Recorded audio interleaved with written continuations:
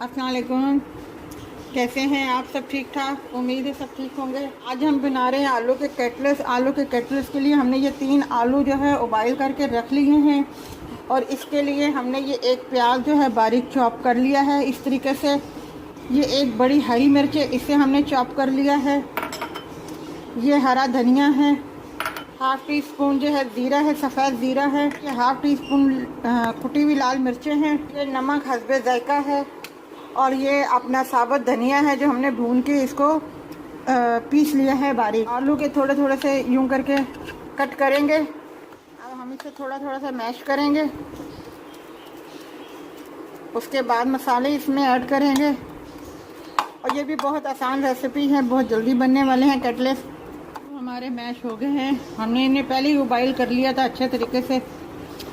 अब जो है हम इसमें ये प्याज ऐड करेंगे, ये हरी मिर्चें इसमें शामिल करेंगे, हरा धनिया इसमें शामिल करेंगे, ये ज़ीरा, ये कुटी हुई लाल मिर्चें और ये नमक हस्बे ज़ायका है। इसे मिक्स करने के बाद आप नमक चख सकती हैं।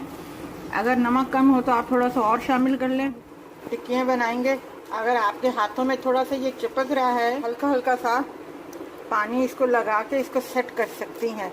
अगर बड़ी बनाना चाहती है तो बड़ी बना लें, अगर आप दरमियानी बनाना चाहते हैं तो दरमियानी बना के आप इसे यूँ सेट करके रख सकती हैं। हमने ब्रेड क्रम्स लिए, इसमें हम थोड़ा थोड़ा सा इसको ब्रेड क्रम्स लगाएंगे, ज़रा ज़रा सा, हल्का हल्का सा।